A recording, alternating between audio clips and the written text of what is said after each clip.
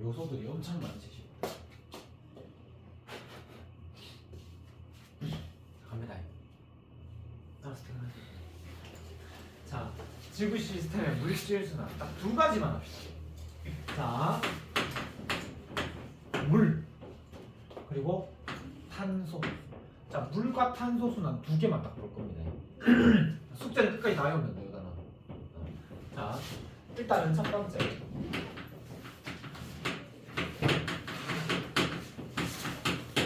자, 지구 시스템 안에서 물이 어떻게 이동하는지를 한번 보도록 하겠습니다. 근데 내가 먼저 포인트를 하나 잡아드리겠습니다. 자, 물의 순환의 포인트 하나 잡으면, 자, 지어봐. 만약에 바닷물이 연락봉따 증가했거든. 그러면은 기권에 존재하는 물의 양이 좀 늘어나겠지. 그러면 기권의 물의 양이 늘어난 상태가 유지가 되겠니? 아니면 비가 내려서 다시 줄어들겠니? 줄어들겠지. 그러면 바다의 물이 증발해서 바닷물의 양이 줄면 다시 비가 내리니까 바닷물이 다시 채워지겠지. 그래서 바다 기준에서 생각해보면 바다에서 증발해 나가는 물의 양도 있지만 바다로 강수가 일어나거나 하천에서 물이 흘러서 바다로 유입되기도 하겠지. 그래서 바다 기준에서 나가고 들어오는 양이 똑같다 이 말이야. 그 다음에 누구 기준에서도? 자, 육지 기준에서도 증발되어 나가기도 하지만 강수돼서 비가 되어 내려오기도 하잖아요. 그치? 그래서 각 건별로 존재하는 물의 양이 항상 일정하게 유지가 돼. 그걸 뭐라고 하냐면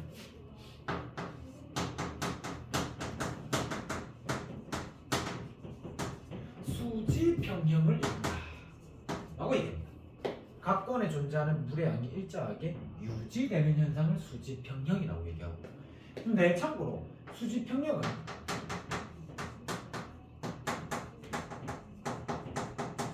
물만 수지평형을 합니다. 탄소는 수지평형을 이루지는 않습니다. 자, 이따 얘기해 줄게요. 자, 그러면은 두 번째, 에너지의 이동 또 한번 얘기해 봅시다. 에너지 이동. 자, 갑니다. 일단은 여기에 지금 산과 바다가 있어요.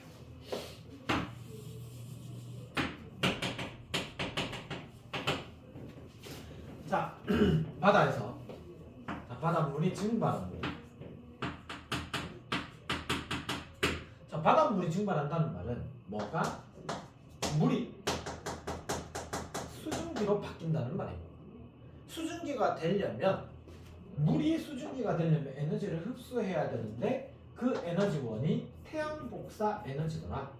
그래서 이때는 태복애를 흡수하더라 이렇게 생각해 주시면 되고, 그 다음에 이 증발한 수증기가 계속 대기 중에 수증기로 있습니까? 다시 응결해서 뭘로 바뀝니까?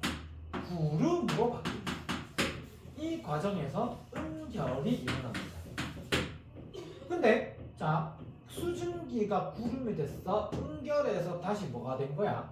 다시 물방울이 된 거죠. 구름은 물이니까. 그러면은 수증기는 기체야. 기체가 에너지를 더 많이 가지고 있죠. 액체보다. 물을 끓이면 수증기가 되잖아요. 그러면 물에다가 열 에너지를 주면 기체가 돼. 근데 거꾸로 기체가 다시 물로 액체로 바뀐다는 말은 얘가 갖고 있던 에너지를 방출하는 거죠. 맞죠? 뭔 문제겠죠? 그래서 이때 응결할 때 이동하는 에너지는 수증기가 액체로 바뀌는 액화열을 방출합니다 라고 얘기하면 돼요. 오케이? 액화열 방출이지 구름 만들어질 때 태양 복사 에너지를 방출한다 하면 안 돼야 되죠. 그 다음에 구름이 만들어졌어요. 네, 그 구름이 바다 위에도 있지만, 자, 육지 위에도 있겠죠. 자, 이때 증발했는 이 증발량을 우리가 A라고 하겠습니다. 증발했는 그 수증기의 양을 A라고 할게요. 그러면은 얘가 뭐 하겠어요? B를 뿌리겠죠? 강수 현상이 일어나는데 그 강수 현상을 B라고 하고, 그 다음에 육지로 강수 현상이 일어나는 것을 우리가 C라고 그럽시다. 그러면은 자, 강수 현상이 일어날 때는 에너지가 뭐가 뭘로 바뀌냐, 아니면 흡수하냐 방출하냐라고 한다면 이때는 태양 에너지가 1도 관여 안 합니다. 1도 관여하지 않고 높은 곳에 있던 물체가 아래쪽으로 떨어지면 얘는 그저 위치 에너지가 운동 에너지로 전환되는 것이지 태양 에너지를 흡수하거나 방출했다 아니에요. 강수 현상이 일어날 때 태양 복사 에너지가 관여한다? 틀린 말이에요. 뭔 말인지 알겠죠? 구름 만들어질 때 수증기의 증발을 일으킬 때는 태양 복사 에너지가 관여하지만 강수 현상에선 태양 복사 에너지랑 아무 관계가 없어요. 그 다음에 여기서도 강수가 일어나죠. 근데 육지에 있던 물도 뭐라 하겠어요? 육지에 있던 물도 증발이라는 현상을 일으키겠죠. 그 증발량을 D라고 하겠습니다. 근데 그것만 있겠어요? 아니면 육지에서 물이 흘러 바다로 유입되기도 하겠죠. 그래서 요거를 육지에 흐르던 물 하천수의 바다 입장에서는 유입이라고 하면 될 거고, 근데 하천수 입장에서 육지 입장에서는 하천수가 유출된다라고 얘기하면 돼요. 같은 말이에요. 뭐라 얘기도 틀린 건 아니에요. 그래서 요 값을 우리가 이 값이라고 하자. 됐죠? 자, 그러면 아까 전에 했던 거 정리합시다. 1. 수지 평형. 수지 평형의 뜻이 뭐죠? 각 권의 물의 양이 일정하게 유지되는 현상을 수지 평형이라고 합니다. 그 말은 각 권에 들어가는 물의 양과 각 권에서 나가는 물의 양이 같기 때문에 항상 물의 양은 일정하게 유지가 된다 이 말인 거죠. 자, 그러면은 한번 얘기해 봅시다. 이건 기호로 얘기하면 돼요. 기호로.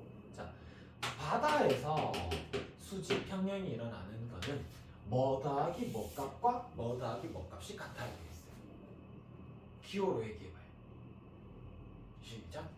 바다로 들어오는 물의 양이 뭐가 있죠? 지어가? 기호로 얘기해주세요. E 더하기 B, 바다로 내리는 B. 그다음 바다에서 나가는 물의 양은 뭐가 있죠? 지어가 A가 있어요. 그 다음에 자 육지, 직권. 자 직권에 들어오는 물의 양은 뭐가 있어요? 은수어 C, 또 밖에 없죠. 그 다음에 육지에서 나가는 물의 양은 뭐가 있어? 어떻게? D하고 E가 있네요.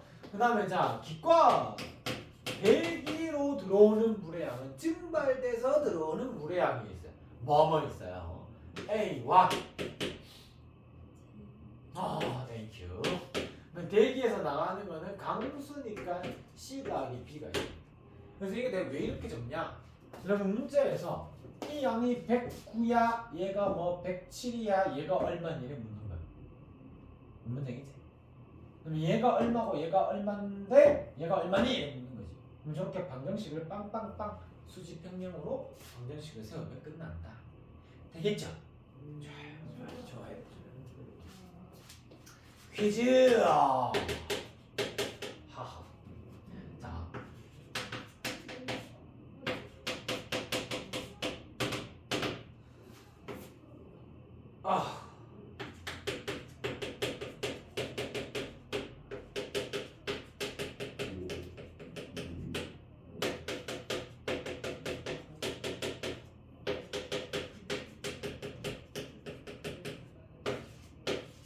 크기 비교해보세요. 육지에서는 누가 더 많아요? 바다에서는 누가 더 많아요? 참고로 앞반에서는 아무도 대답을 못하더라도 우리 반 대답해봅시다.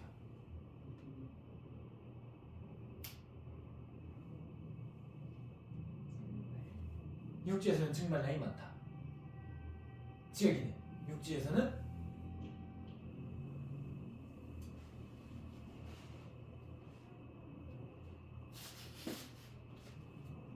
뭐가 더 많다?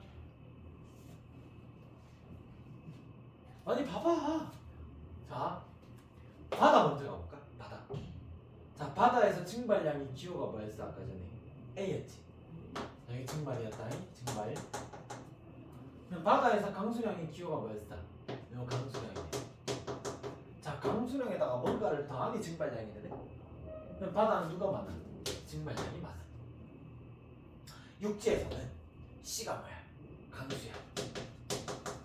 그 다음에 D가 증발이야.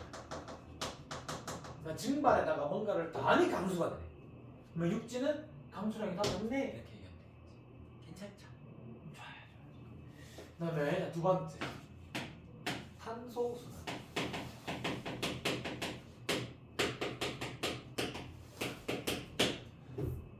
여러분은 탄소순환에서 반드시 기억해야 될 게 포인트가 탄소의 존재 형태를 탄소의 존재 형태. 자, 포인트.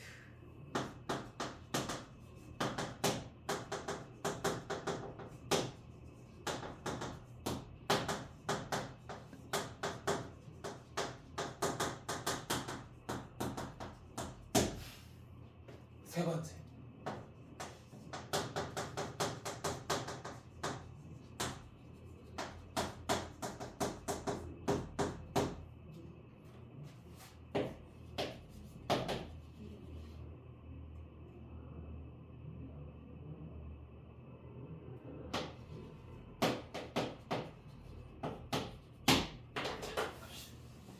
봐봐요.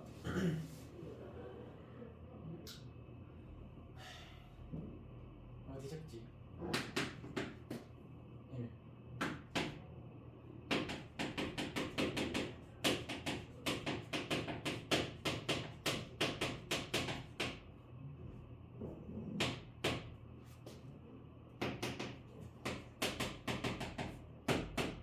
자, 탄소는 기권, 직권, 수권 중 생물권 중에 어디에 가장 많이 존재할 것 같냐면 느낌적으로 어디에 제일 많을 것 같아? 탄소가.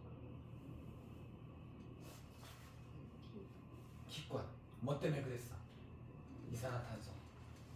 근데 이산화탄소는 기체로 존재해요. 그러면 기체는 부피 대비 질량이 굉장히 작죠. 그래서 기권은 아닐 것 같아요. 지하 힌트 들어갔습니다.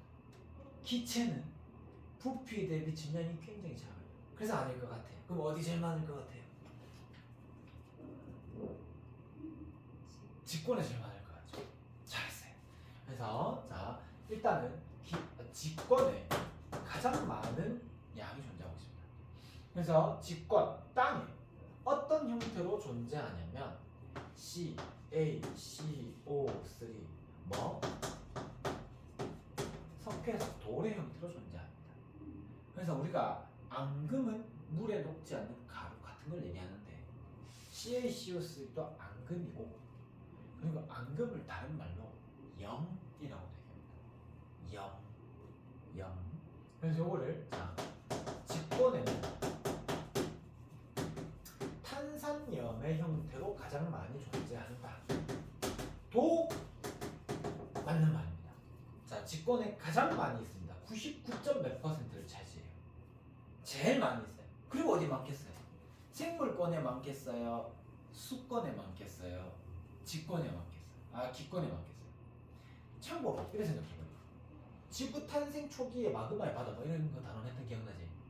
그 단원에서 대기 중에 CO2가 제일 많았어. 처음에 질소보다 지구가 탄생했을 때 질소보다 CO2가 더 많았었거든. 근데 이 많은 CO2가 갑자기 양이 줄기 시작했어. 어디에 녹아 들어가서 그래? 해수에 용해되어 들어가서 그래. 그래서 바다에 녹아있는 탄소가 굉장히 많아요. 근데 기억이 좀 가물가물한데 생물권보다 수권이 많은 게 맞을까요? 한번 확인 맞아요.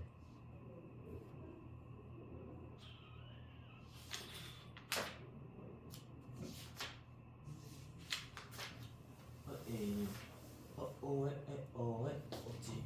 한번 확인해봐. 탄소 생물권이 더 많네. 아닌데 탄소냐 누구잖아. 직권. 그다음 해양 맞지? 수권. 맞지. 자 그리고 어디에 제일 많이 하면요? 수권에 제일 많아요. 근데 이산화탄소가 물에 녹으면 CO3 2- 라겠지.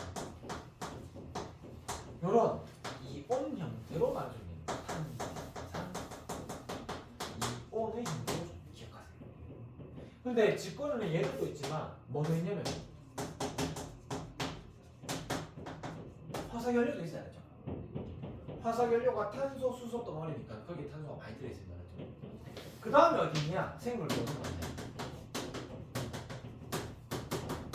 자, 탄단지를 구성하는 원소들이 뭐가 있어요? 탄수화물, 단백질, 지방을 구성하는 원소는 초라고 해서 CHO, CHON, CHO였어요. 거기 전부 다 탄소가 들어가 있죠.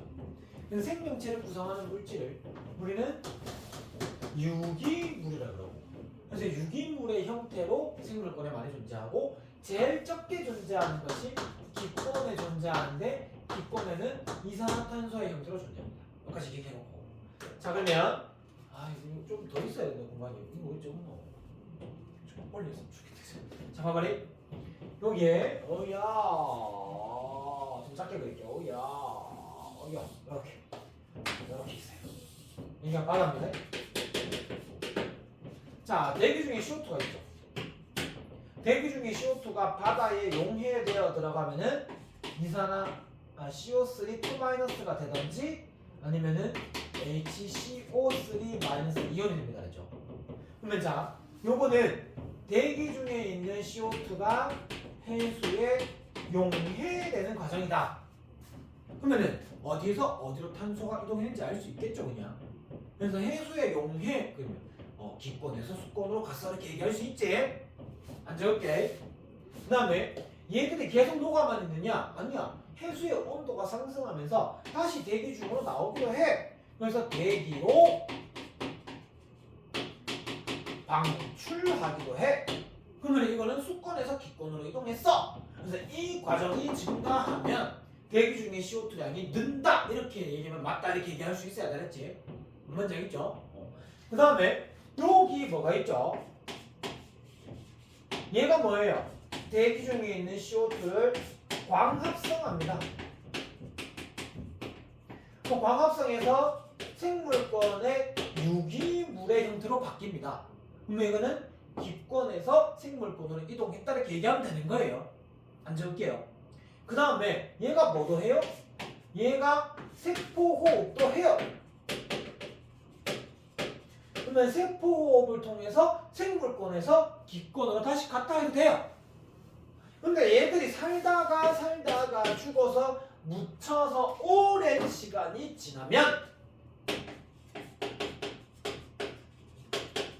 화석연료가 되기도 해요. 화석연료의 생성은 생물권에서 직권으로 간 거예요. 괜찮아요? 괜찮죠? 진짜죠? 자 그러면 이 화석연료를 꺼내서 뭐 하기도 해요? 연소시키면 다시 뭐가 돼요? 대기 중에 CO2가 나가겠죠? 그러면 이 연소, 화석연료의 연소는 무슨 권에서 무슨 권으로 이동하는 겁니까? 직권에서 기권으로 이동하는 겁니다. 에이 쌤, 화석연료를 사람이 태우잖아요. 그러면 생물권에서 기권으로 가는 거 아닌가요? 이거 맞네 알았지? 원래 근거가 어디 있었냐를 생각해야 돼. 그 다음에 여기에서 부식 뭐가 해요? 화산활동이 일어납니다. 화산활동이 있으면 땅속에 있던 탄소가 마그마를 통해서 대기 중으로 나가는 거예요. 그래서 화산활동은 어디에? 직권에 있던 탄소가 기권으로 이동하는 과정입니다. 되겠죠? 되겠죠? 그 다음에 바다 밑에도 화산이 있겠나? 있겠죠? 그래서 쭉 가다가 바다 밑에 해저 화산이 이렇게 있어요. 해저 화산에서 화산활동 결과 CO2를 공급도 하거든. 근데 걔는 어디로 오겠냐? 바다에 녹아야 하죠. 요런 거는 자 해저 화산이다. 그러면 얘는 직권에서 수권으로 이동했다라고 얘기해야 돼. 되겠지? 그럼 왜 진짜 많이 틀리는 거야? 자 하천수가 흘러들어. 하천수가 흘러들면은 진짜 순수한 물만 오는 게 아니고 하천수가 흘러들면서 그 바닥에 있던 암석을 녹여서 가져와요. 암석을 녹이면 칼슘 이온이라든지 마그네슘 이온 같은 게 따라 들어오는 거예요. 물에 녹아 있는 거예요. 그러면 금마들하고 여기에 탄산 이온이나 탄산수소 이온과 만나서 뭐가 만들어지냐면은 CaCO3 석회석의 생성이라는 반응이 일어나요. 돌이 돼요. 돌 되고 나면 어디에? 바다 밑에 깔리겠죠.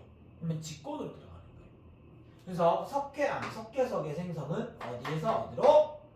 수권에서 직권으로 들어가는 과정이구나 생각해 주면 되는 거예요. 괜찮죠?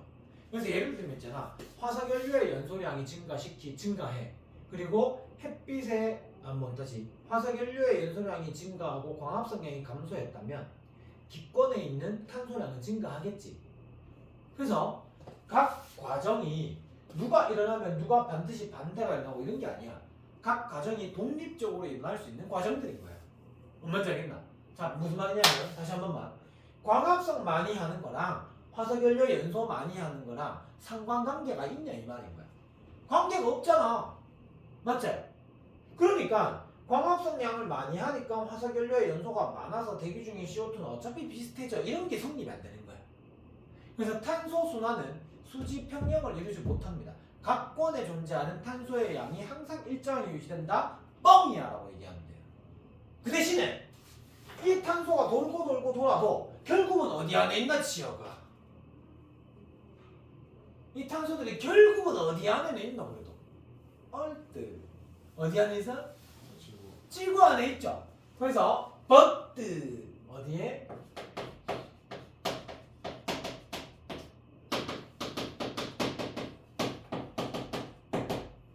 지구 전체의 탄소량은 일정합니다. 지구 전체의 물의 양도 일정해야 안 일정해요? 일정해요. 근데 물은 각 권에 존재하는 양까지 일정하게 유지가 되고 그래서 수지평형을 이룬다라고 얘기를 하고 탄소는 지구 전체 양은 일정한데 각 권에 존재하는 탄소량은 움직일 수 있어요. 증가하거나 감소할 수 있어요. 되겠죠. 여기서 에너지 이동도 함께 얘기할 수 있으면 너무 좋거든. 한번 얘기해 볼게요. 다 귀엽고 대기 중에 있던 CO2가 얘가 될 때는 자, 광합성하기 위해서는 뭐가 필요해요? 광합성하기 위해서는 빛 에너지, 태양 에너지가 필요하죠. 그래서 광합성 과정에서는 태양 에너지가 즉 태양의 무슨 에너지? 태양의 빛 에너지가 유기물은 화학적 결합으로 이루어진 물질이거든. 그래서 화학 에너지로 전환된다 이렇게 얘기합니다.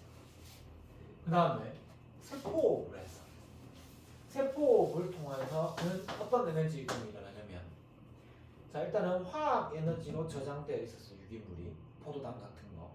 그러면 얘는 화학 에너지가 뭘로 바뀌냐? 세포호흡하고 나면 열 발생하잖아. 열 에너지로 바뀌어요. 이렇게 얘기하면 돼요. 이해되겠죠? 근데 좀 예쁘게 적어요. 막 쪼잔하게 이렇게 좁게 막 이렇게 적으면 안 된다지. 듬성듬성 크게 좀 적고.